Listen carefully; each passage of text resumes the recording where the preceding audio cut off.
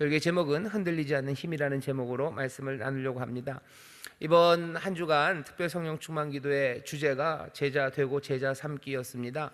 그래서 또 우리 목사님들 말씀을 전하시고 우리 성도님들 성령 충만 받기 위해서 기도하는 가운데 다시 한번 예수님의 정말로 충성스러운 제자가 되고 또 제자 삼는 일에 대한 소망 그리고 그 기대를 마음에 품으셨을 거라고 생각합니다. 마태복음 28장에 보면 제자 삼으라라고 명령하시죠. 하늘과 땅에 있는 모든 권세를 내게 주셨대요. 그 권세 가지신 주님이 내가 세상 끝날까지 너희와 함께 한대요. 뭘 위해서? 가서 너희가 제자를 삼으라고, 모든 족속으로 제자 삼으라고, 가서 세례 주라고, 아버지와 아들과 성령의 이름으로 세례를 주고 내가 너에게 가르친 모든 것들 사람들에게 가르쳐서 그렇게 지켜 행하게 하라고. 제자 삼으라고 얘기하셔요. 그리고 세 가지 얘기하시죠. 가라고, 그리고 세례 주라고, 그리고 가르치라고 얘기하십니다. 제자 삼는 일, 그 일이 우리에게 맡겨진 일이 분명합니다. 거기를 위해서 모든 권세를 주셨고 그리고 끝까지 함께 하시며 그 일을 이루신답니다. 어쩌면 우리의 삶은 그런 삶이에요. 제자가 되고 제자를 삼아가는 삶을 합니다. 그런데 예수님의 12 제자 중에 그 유명한 많은 제자들 중에서 첫 번째로 불렀던 그 12 제자 중에요, 한 제자 유다가 정말로 가버립니다. 가라 그랬더니요 정말 가버렸어요. 안 웃으시네요. 가버린 제자가 있습니다. 왜 유다가 갔을까? 유다가 간 이유는 어쩌면 여러 가지로 설명할 수 있지만요, 유다는 혼란에 빠졌습니다. 정신이 없어요. 혼란스럽죠. 어떻게 해야 될지 모릅니다. 내 생각이 흔들리고요, 그리고 불안합니다. 내 꿈이 무너지는 것 같고, 그리고 내가 여기서 어떻게 해야 되는지에 대해서 얼떨떨해요. 두려움과 염려 그리고 혼란, 그것에서 유다는 벗어나지를 못합니다. 그리고는 그냥 가버리죠. 이리저리로 뛰어갑니다. 대제사장에 뛰어가서 돈을 받기도 하고, 또 그 대제사장의 하속들을 데려다가 겟세마네 예수님에게로 인도해 오기도 하고, 다시 그 돈을 갖다가 대제사장 앞에 뿌려놓기도 하고, 그리고 아겔다마 그 피밭이라는 곳에 가서 목을 매달아 죽습니다. 유다를 보면 정신이 없어요. 그 마지막 시간들, 예수님이 십자가에서 돌아가시는 그 시간에 어쩌면 가장 많이 돌아다니고 뛰어다니고 그 혼란 가운데 어쩔 줄 몰랐던 사람, 그 사람은 유다입니다. 나머지 제자들은 오히려 더 간단해요. 그냥 배신하고 훅 떠나가 버렸어요. 하지만 유다는 훨씬 더 생각이 많았습니다.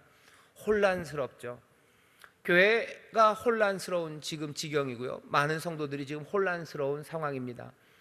그냥 코로나라는 상황 자체도 혼란스러워요. 아니, 코로나를 빼고 나도요 세상은 굉장히 혼란스러웠었습니다.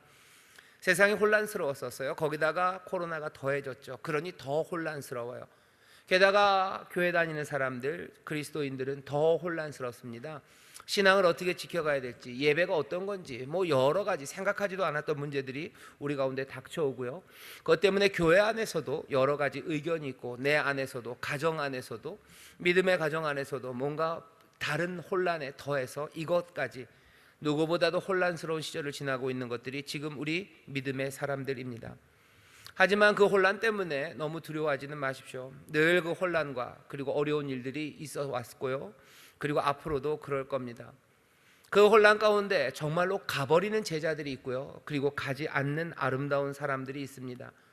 혼란이 우리에게 가져다주는 여러 가지 홀리는 말들, 그 혼란이 우리의 삶을 분주하게 만들고, 그리고 그 혼란이 우리로 하여금 믿음에서 멀어지게 하고, 그리고 허망한 것들을 따라가게 하는 그 거짓말들과 그 속임수에 우리가 따라가야 될 이유는 없습니다.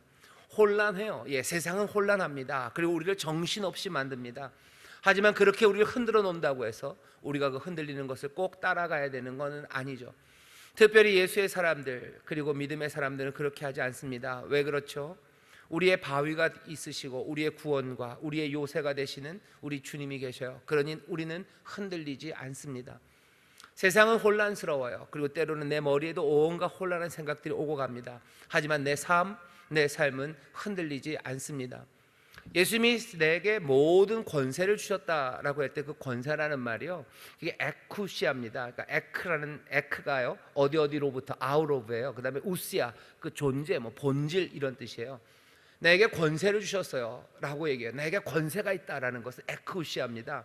에쿠시아라는 것은 내가 선택할 수 있는 힘이에요. 권세라는 게 뭔가 폭군으로 폭력적인 힘을 가졌다는 얘기가 아니에요. 에쿠시아, 나에게는 선택할 힘이 있어요. 그리고 그것들이 또 의미하는 바는 내가 기뻐하는 것들을 할 자유가 나에게 있어요. 나에게 세상의 모든 권세를 주셨다고 예수님 얘기하시죠. 선택할 수 있는 힘, 정말로 기뻐할 수 있는 것을 할 수 있는 자유, 그것을 나에게 주셨대요. 그러니 그 자유 그리고 그 힘을 가지고 내가 너희와 함께 하겠다고. 그러니 제자 삼는 그 일을 너희들이 멈추지 말랍니다. 우리에게는 주께서 구원의 요새가 되시고 그리고 구원의 바위가 되셔요. 우리는 흔들리지 않습니다. 왜? 예수님의 그 권세가 있기 때문이에요. 선택할 힘이 있습니다. 혼란스럽죠. 하지만 그 혼란스러운 세상에서 우리가 그걸 따라가야 됩니까? 아니요. 선택할 힘이 우리 가운데 있어요. 그 여러 가지 어려운 가운데도 가장 기뻐하는 것, 그리고 가장 아름다운 것, 그것들을 행할 자유, 그것들을 우리에게 주셨습니다. 혼란한 세상에 살아가면서요, 혼란이 우리에게 가져다주는 온갖 홀리는 것, 그리고 혼란이 가져다주는 그 정신없음 가운데 이리저리 분주하게 내 삶을 살아가지 마십시오. 유다가 그렇게 살았어요. 유다가 그렇게 뛰어다닙니다. 이리저리 뛰어다니고요, 그 혼란 가운데 예수님의 제자가 되기는커녕 그냥 정말로 가버린 사람입니다. 그 유다 대신에 뽑힌 사람이 오늘 본문에 나오는 이 마띠아입니다. 유다는 갔어요. 그러니 우리가 다른 사람 하나를 뽑자고 뽑죠. 사도행전 1장에 나오는 이 사람 마띠아는요, 사도행전 시작하는 데 있는 어찌 보면 신성입니다. 새롭게 떠오르는 사람이에요.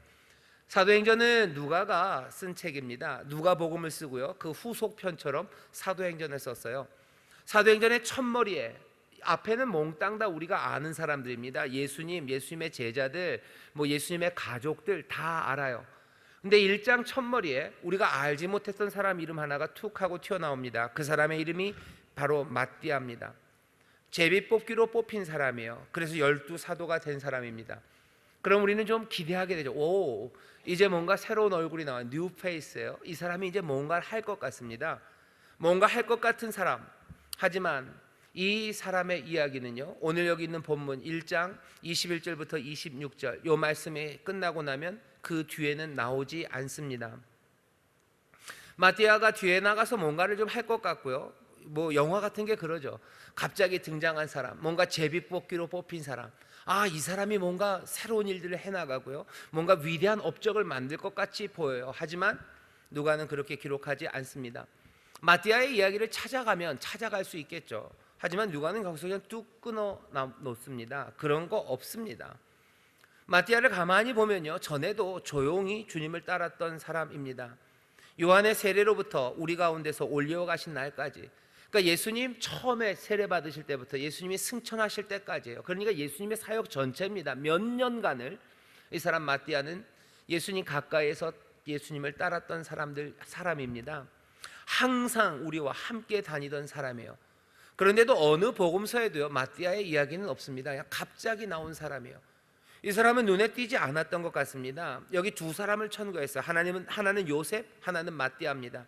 요셉은 그래도 별명도 있어요. 바사바라고도 하고 별명은 유스도라고도 하는 그 사람 요셉입니다. 별명이 있다는 건 꽤 불려지는 사람입니다.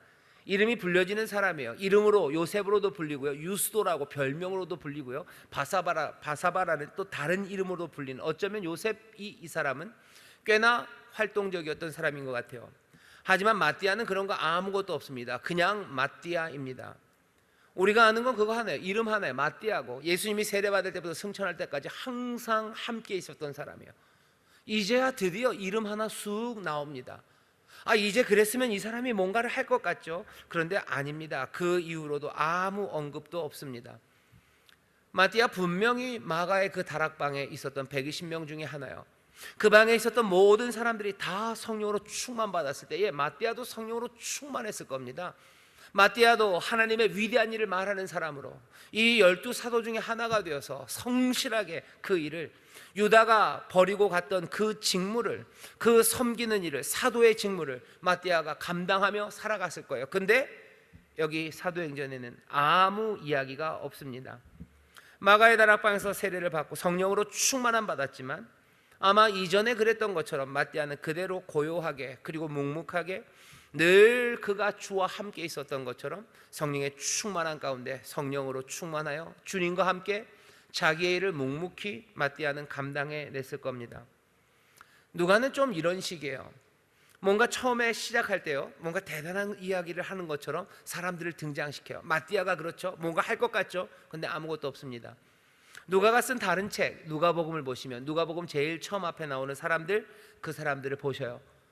뭔가 사람들이 쓱 등장합니다. 사가랴라는 이름이 등장해요. 엘리사벳이라는 이름이 등장해요. 시므온, 안나, 이 사람들의 이야기가 쭉 나옵니다.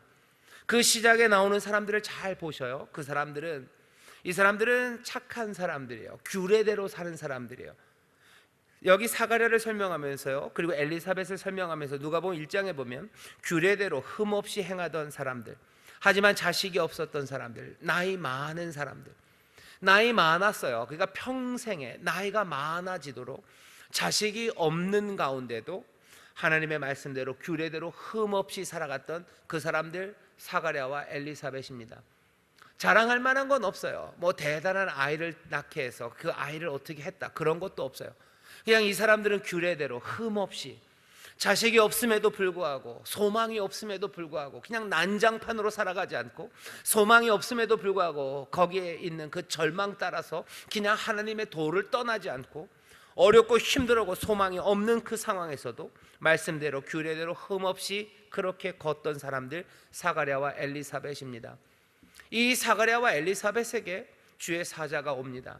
엘리사벳에게 하나님이 함께 하시고 또 은혜를 베푸셔서 그리고 세례 요한을 낳게 됩니다. 시므온, 여러분들 아시죠? 예수님께서 결례대로 이제 태어난 아기 예수가 성전으로 갑니다. 거기에 있었던 사람이 시므온이에요. 그리스도 메시아를 보기까지는 네가 죽지 않는다라는 예언의 말씀을 들은 사람이에요. 그러니 시몬은 꽤 오랫동안 예루살렘 그 성전 근처에서 기다립니다. 왜? 메시아는 성전으로 와야 돼요. 메시아는 시온으로 올 거예요. 메시아는 성전에서 하나님의 다스림을 시작하실 거예요. 그러니 시몬은 예루살렘 성전 거기서 기다려요. 그리스도가 오기를 기다립니다. 그게 다예요. 시몬에 관한 이야기는 그게 답니다. 시몬이 그렇게 은혜를 입고 하나님의 예언을 들은 사람이지만 이 사람이 위대한 선지자로 뭐 사람들에게 회개를 선포하고, 아니 그런 것 없어요. 엘리야처럼 엘리사처럼 사람들을 고치고 그런 거 없어요. 그냥 시몬은 예루살렘 그 성전 앞에서 그리스도 보기만 해도 그냥 조용히 거기 앉아서 기다리는 사람, 그 사람이 시몬입니다. 예루살렘에서 기다리던 시몬 앞에 마리아와 요셉이 아기 예수를 데리고 오죠. 그때 시몬은 일어납니다. 그리고는 예언의 말씀을 전하죠. 이 시몬의 이야기가 누가가 기록하는 복음서의 앞에 있어요. 사가랴의 이야기가 있어요. 엘리사벳의 이야기가 있습니다. 시몬 다음에 나오는 사람은 안나입니다. 안나, 이 여인은요 선지자라고 얘기합니다. 선지자인데 여기도 마찬가지예요. 무슨 엘리야, 엘리사 같은 선지자는 아닙니다. 뭐 대단한 호세아 같은, 이사야 같은 선지자, 그런 것 없어요. 그냥 안나는 선지자인데요, 이 선지자인 안나는 그냥 성전에서 봉사하고 섬기면서 거기서 기다리고 있는 여인이에요. 얼마나 기다리냐면요, 이 여자가 결혼하고 7년간 남편과 살았대요. 그리고 나서 성전에서 몇 년을 있었어요? 84년을 있었답니다. 그러니 결혼하고 91년이 지난 여인입니다. 15살에 결혼했다고 치면 나이가 106이에요 106살이 되도록 안나는 선지자로서 거기서 뭐예요? 그냥 봉사하고 거기서 그냥 앉아있는 사람, 그 사람이 안나예요. 안나가 그리스도가 오는 걸 봅니다. 누가복음 앞에 있는 사람들을 보면요, 그런 사람들이에요. 분명히 뭔가가 일어날 것 같아요. 뭔가 분명히 일어날 것 같아요. 와, 성령이 충만한 사람, 선지자, 그리스도가 올 때까지, 그리스도를 보기까지 죽지 않을 사람, 뭔가 끝까지 무자함에도 불구하고 규례대로 흠없이 살아갔던 사람, 주의 사자가 나타나서 아들을 준 사람들, 뭔가 새로운 일들을 펼쳐갈 것 같죠. 하지만 누가복음 앞에 1장, 2장에 나왔던 사가랴와 엘리사벳, 그리고 시므온과 안나, 그냥 그게 끝이에요. 그 다음 이야기는 없습니다. 늘 누가는 좀 이런 식인 것 같아요. 누가가 말하려고 하는 바는 뭐겠습니까? 그냥 아무것도 아닌 사람 하나 툭 집어넣었다가 아무것도 아닌 것처럼 없애버리는 거, 그렇게 읽어야 될 건 아닙니다. 누가는 역사를 시작하고 있어요. 비긴 어게인이죠. 뭔가 새로운 역사가 시작되는 그곳에서 누가 그 일들을 감당하는지를 보여주는데, 그 일들을 감당하는 사람들은요, 엘리사벳과 사가랴예요. 그리고 시므온과 안나입니다. 그냥 거기 있었던 사람들이에요. 오래 거기 있었던 사람들이에요. 뭔가 스펙타클한 일을 만들어냈던 사람들이 아닙니다. 그냥 거기 있었던 그 사람들, 거기서부터 뭐가요? 새 일이 시작되고 있습니다. 누가복음에서 알고 있는, 어쩌면 뭔가 새 일이 시작되고 있는데 하나님이 사용하신 위대한 사람 이름 하나는 마리아입니다. 어린 여자 마리아요. 마리아에게 주의 사자가 옵니다. 마리아에게 와요. 그리고 네가 아이를 낳을 거다. 여호와의 신이 너에게, 그래서 너가 아이를 낳을 거래요. 마리아는 깜짝 놀라죠. 하지만 마리아는 뭐라고 대답합니까? 구원자 예수의 탄생을 알리는 그 말에 그냥 주의 계집종이오니 말씀대로 나에게 이루어지이다. 그냥 말씀대로 이루어지래요. 그냥 그게 다입니다. 내가 그렇게 이제 구원자 메시아를 낳을 여자가 됐으니 동네방네 떠들고 다니면서 내가 바로 그런 아니, 그런 거 없어요. 그냥 조용히 자기 집에 가서 기다립니다. 그게 다예요. 어쩌면 마리아는 원래 그런 여자인 줄 몰라요. 원래 조용한 여자였을 겁니다. 동네방네 떠들고 다니던 여자 아니었던 것 같아요. 대단한 일을 행하던 여자 아니고요. 사람들이 박수 받는 이 사람 연예인 아니고 사람들 앞에 눈에 띄는 그런 여인 아닙니다. 조용히 주의 계집종이니 말씀대로 내게 이루어진다고 얘기해요. 그리고는 어떻게 합니까? 그 엘리사벳을 찾아갔을 때 엘리사벳이 기뻐하는 그곳에서 여기 마리아는 찬송하고 노래할 뿐이에요. 하나님 앞에 찬송을 합니다. 위대한 예언을 쏟아냅니다. 예루살렘에 가서 시므온이 그리스도에 관해서 앞으로를 예언하죠. 그리고 부모들에게 말합니다. 너희들 정말 힘들 거다. 너희들 정말 힘들 거다. 이 아이가 자라나는 것을 보면, 이 메시아가 걷는 그 길을 보면 너희들 힘들고 마음이 찢어지는 것 같겠지만 견뎌내야 된다고 말했을 때 마리아와 그 부모는 어떻게 합니까? 그 부모가 아기에 대한 말들을 그냥 기이 여깁니다. 신기하게 여겨요. 그리고 마음에 품습니다. 예수님이 어려서 예루살렘에 가요. 그리고는 돌아오죠. 내가 아버지 집에 있어야 될 줄 모릅니까? 라고 얘기하시더니 그리고 또 부모님과 함께 나사렛으로 가서 부모님들을 섬깁니다. 누가복음 2장 51절에 보면 그 모친은 마리아입니다. 이 모든 말을 마음에 두니라 라고 되어 있어요. 그게 끝입니다. 성령 하나님의 능력이 임해서 그 구원자를 태어나게 한 바로 뭔가 새롭게 시작되는 그 일에 쓰임받은 여인이에요. 그 뒤로 마리아가 뭘 합니까? 마리아가 내가 예수를 낳은 사람이에요. 그러니 뭘 합니까? 아니죠. 마리아도 성령 충만 받습니다. 마가의 다락방에 예수님 승천하시는 그 자리에 마리아 있어요. 그리고 마리아, 그리고 예수의 형제, 그리고 따라다니던 많은 사람들이 마가의 다락방에 가서 그렇게 전심으로 기도에 힘써요. 성령 충만하게 임합니다. 그러니 마리아도 그 성령의 충만함, 불의 혀같이 갈라지는 것이 마리아에게 임했을 거예요. 그리고 그 온 집이 흔들리는 그 진동과 하나님의 약속으로 부으시는 물 붓듯이 부으시는 성령의 충만함, 그거 마리아가 다 받아 가집니다. 그런데 그 뒤에 마리아가 뭘 했는지 별 말이 없어요. 가톨릭에서는 뭔가 마리아가 뭔가를 했다고 그러지만 거기도 마찬가지입니다. 마리아가 뭔가 대단한 걸 하고 다니지는 않아요. 하고 다니신 건 아니에요. 우리가 알고 있는 사도행전에도요 마리아의 이야기는 없습니다. 그러면 마리아는 그냥 거기서 그 성령 충만 받고 끝났을까? 아니요, 그렇지 않겠죠. 누가가 늘 얘기했던 방식이에요.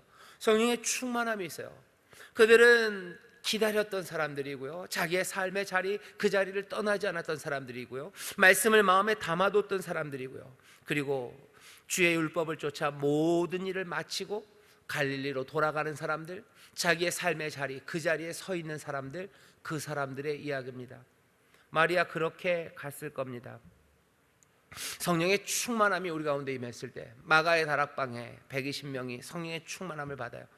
또 그 이후로도 성령의 기름 부으심이 임합니다. 고넬료 마찬가지예요. 고넬료의 집에 기름 부음이 임합니다. 그 다음에 고넬료는 어떻게 됐습니까? 우리가 아는 게 없어요. 우리가 알고 있는 사람, 사도행전에서 누가는요 한 사람 이야기를 계속 쫓아갑니다. 누구냐면 사도 바울이에요. 바울, 어쩌면 전에는 사울이었던 사람, 길길이 뛰던 사람이에요. 그냥 온갖 곳으로 다니던 사람입니다. 그 사람에게 성령의 충만함이 임합니다. 그리고 나서는 굉장한 활약이 펼쳐지죠. 여기저기로 다니면서 복음을 증거합니다. 하지만 결국은 사도행전 제일 마지막 28장 보면 로마에 도착한 바울은 그냥 셋집 하나 얻어서요, 가택연금이죠. 거기에서 찾아오는 유대인들에게 모세의 율법을 말해요. 그리고 그리스도에 관하여 말합니다. 누구는 믿어요, 그리고 누구는 믿지 않습니다. 바울은 그 집을 열어서요 모든 오는 사람들에게 복음을 전하고 있어요.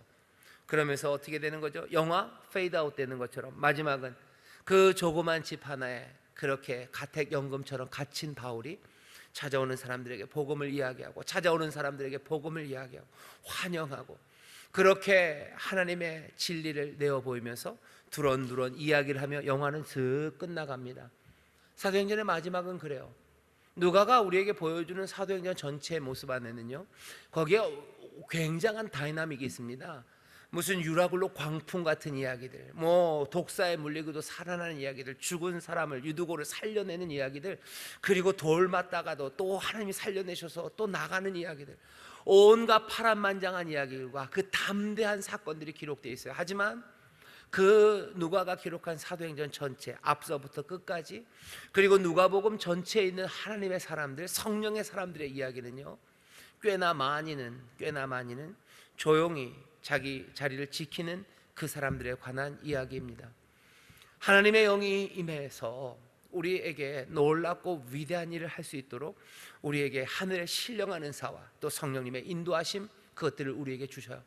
하지만 우리가 놓치지 말아야 되는 것은 여기 누가복음 전체, 그리고 또 사도행전 전체가 우리에게 보여주는 그림은요, 여기 하나님이 새 일을 시작하시며 심어 놓으신, 그리고 또 그 안에서 또한 그들을 통하여 하나님의 구원과 그리고 영광을 나타내기 위해서 성령으로 기름 부으심 받은 사람들, 그 사람들이 살아가는 삶의 모습 가운데는요, 어쩌면 가장 분명하고 그리고 그냥 도도하게 흐르는 고요한 물결들, 그것이 그 아래에 있습니다.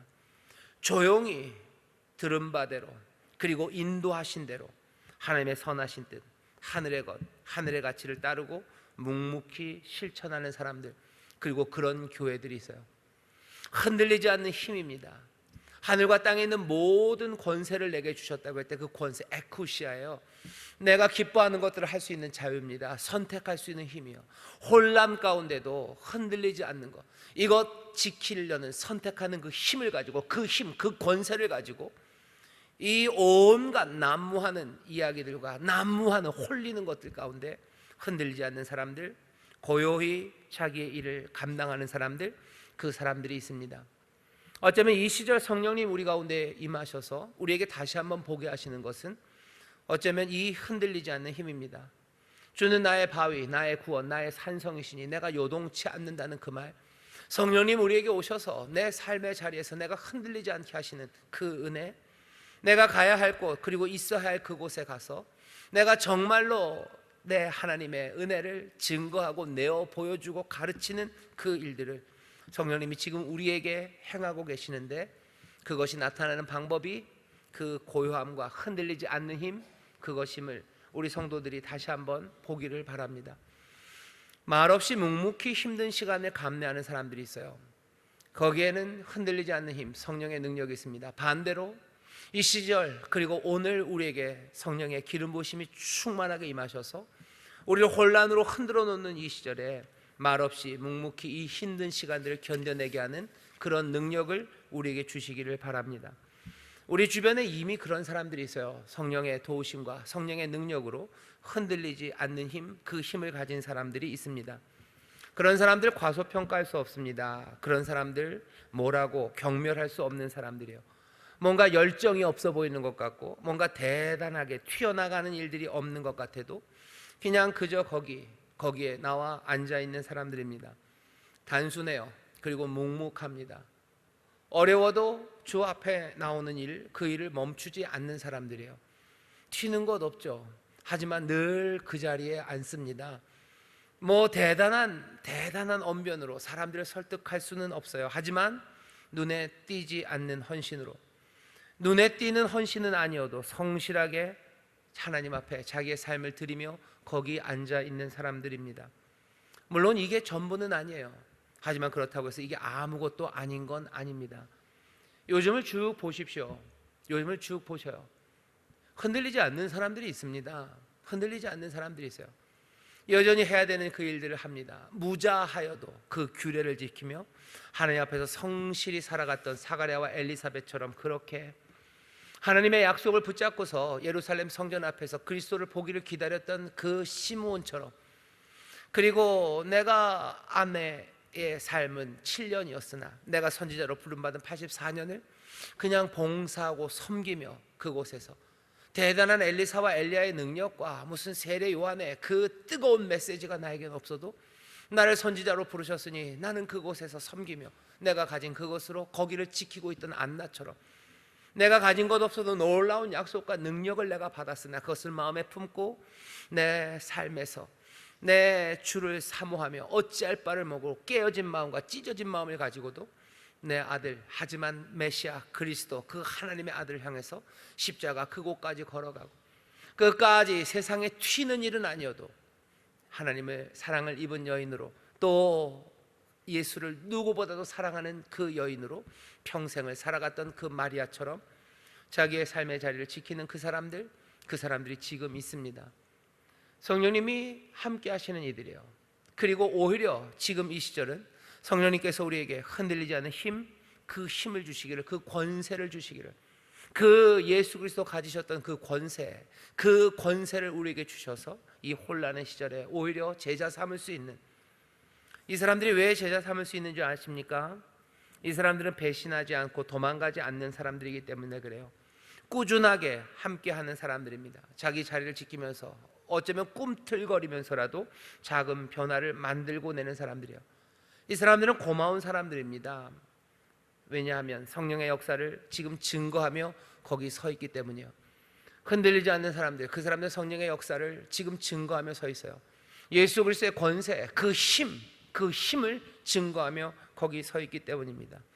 이들의 신앙은 극적이지는 않습니다. 신앙계에 낼 만한 무슨 그런 스토리는 없어요. 하지만 보는 이들로 하여금 여기 하나님의 능력이 그리고 예수의 권세가 흔들리지 않으시는 그 요새와 산성과 구원이 되시는 주, 그 주의 영이 여기 힘으로 능력으로 이들과 함께 있다는 것을 우리가 봅니다. 아름다운 사람들이 여기 있습니다.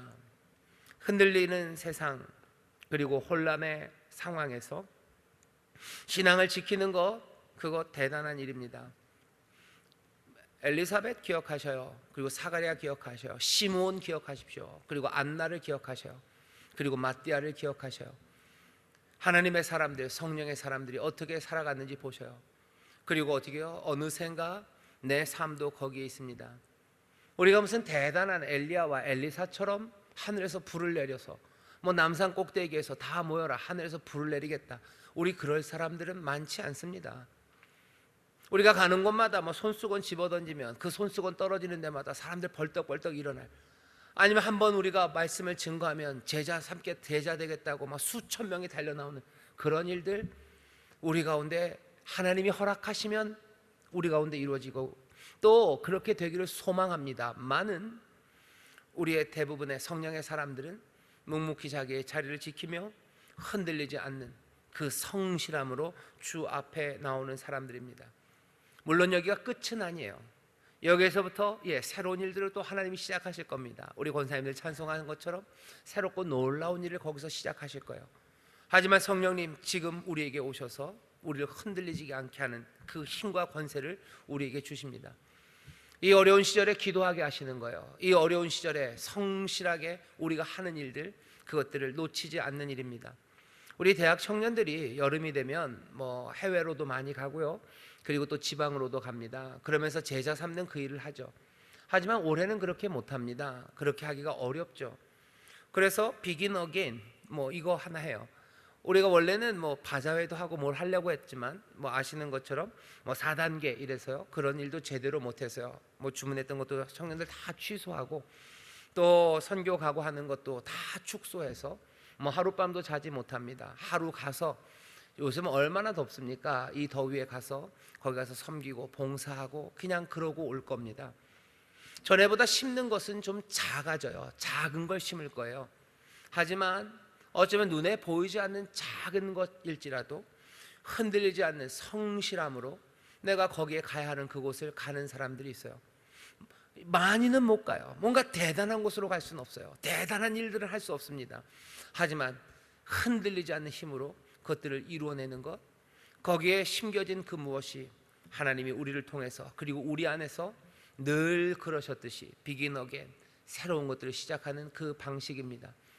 흔들리지 않는 힘을 주시는 성령 안에서 여러분 마띠아처럼 그리고 시몬과 안나처럼, 엘리사벳과 사가랴처럼, 그리고 그 마리아처럼, 또 어쩌면 사도 바울처럼 혼란의 세상에서 자기의 자리를 든든하게 지켜가는 사람, 묵묵히 짐을 지고 가는 사람, 많아도 적어도 묵묵히 짐을 지고 가는 사람, 심는 것이 많았을 때는 가고 적었을 때는 안 가는 사람이 아니라 내가 가진 것이 거의 눈에 보이지 않을 만큼 겨자씨 같아도 묵묵히 그 겨자씨를 귀하게 들고 걸어가야 될 그 길을 걸어가는 사람들, 조용하게 자기 몫을 감당하며 걸어가는 사람들, 그 사람들은 거룩한 사람들, 그 사람들은 거룩한 영, 성령의 사람들입니다.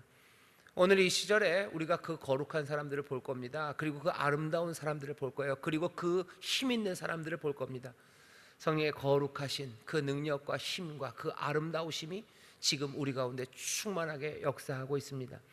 우리가 아무것도 못합니까? 천만에 늘 그랬듯이 성령은 우리에게 임하시사 우리의 삶을 거룩하고 아름답고 그리고 하나님의 역사 그곳으로 인도하고 계십니다. 묵묵하게 내 자리에서 그것들을 감당할 수 있는 그 힘과 능력을 우리에게 주시니, 사랑하는 성도 여러분들, 이 혼란의 시절에 유다처럼 이리저리 뛸 필요 없습니다.